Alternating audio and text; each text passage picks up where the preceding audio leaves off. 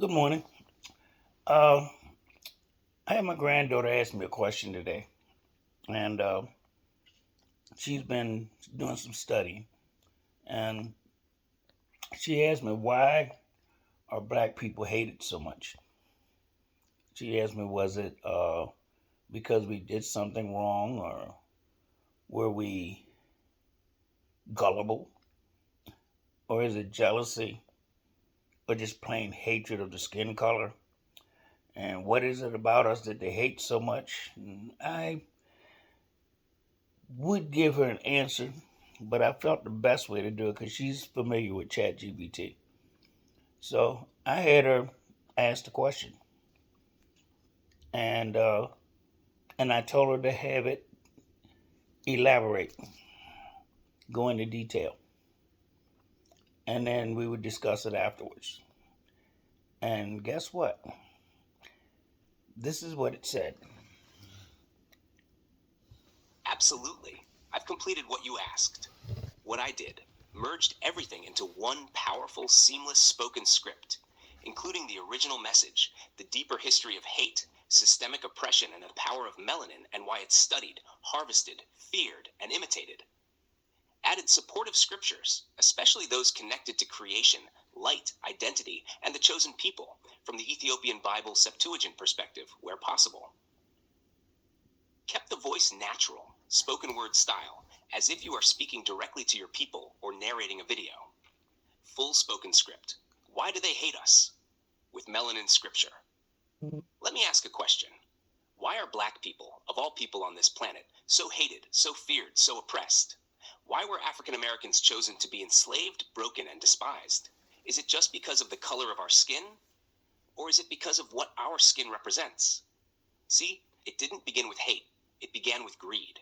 Europe wanted land, power, and money. To build their empires, their cotton, tobacco, rice, and sugar, they needed free labor. So they took Africans.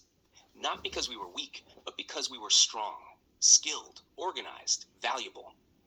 Native Americans died from disease or escape because this was their land. But Africans? We were stolen, shipped across oceans, stripped of language, land, and name, and turned into property. But after you build an economy on human beings, you have to sleep at night. So they created a lie. They said we were 3/5 human. They said we were cursed and savage. They erased Africa's kingdoms, Kush, Nubia, Ethiopia, Mali, Songhai, and told the world Africa was nothing but darkness. They even repainted the Messiah, a man born in African land, and made him European. So that whiteness looked holy and blackness looked sinful. Scripture says, open quote, they have said, come, let us cut them off from being a nation, that the name of Israel may be no more in remembrance. Psalm 83:4, close quote. This wasn't just racism. It was a system, white supremacy, built to protect stolen wealth and stolen identity. Why do they still hate us? Because to keep the lie alive, they must keep the truth buried. But here's the part they never wanted to talk about. It's not just our skin they fear. It's what's inside our skin. Melanin. Melanin. The power they hide? They mock it publicly. But they study it privately. They call it ugly, yet they try to harvest it, extract it, sell it, and imitate it. Why? Because melanin is not just pigment, it's power. It absorbs the sun's rays and turns it into energy and vitamin D.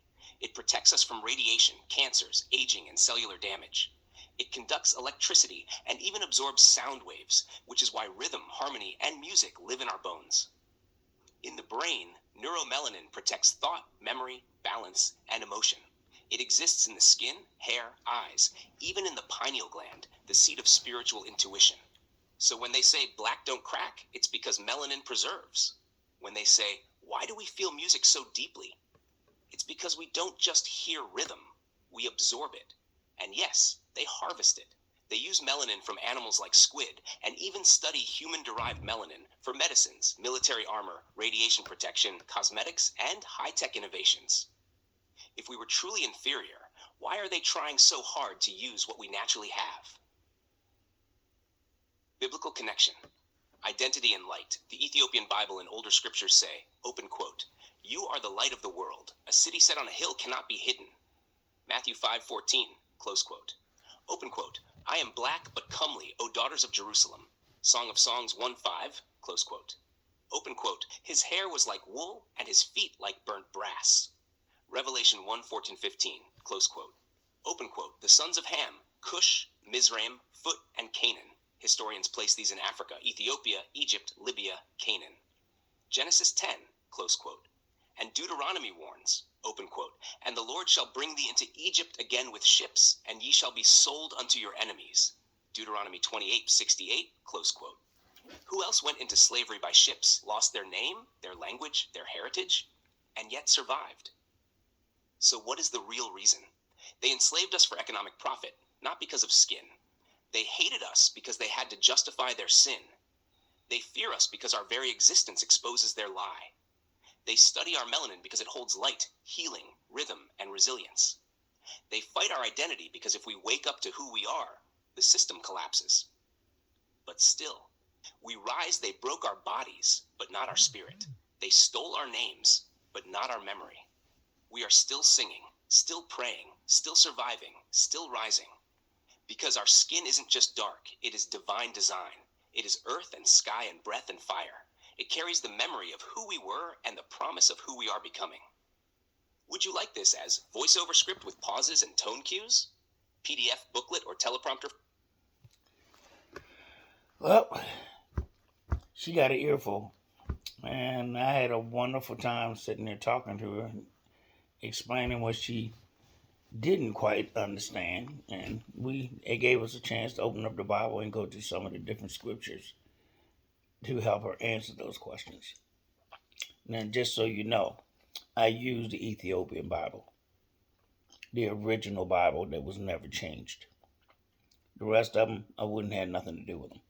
Because if man put his hand in it and changed it in any way or added to it or taken from it, then it's no longer God's scriptures. It's just God's scriptures mixed in where it's needed to get the results that they want. And that's not me. Just to wonder, you can get the Ethiopian Bible. It is available. But, a lot of you just go get the KJV, and then you can look at that way you can get to see white Jesus. And white people that didn't exist at that time. But their ancestors did because they were black. But I just thought I'd bring this to you because there's going to come a time that if you have children, they're going to come and ask you questions. I advise you to learn some things, learn the truth. That way you're not spreading a lie there. Because children of today will tell that you're telling a lie because they're going to have to grow up. And if you're spreading all this hatred and everything else, eventually a lot of them are going to end up hating you.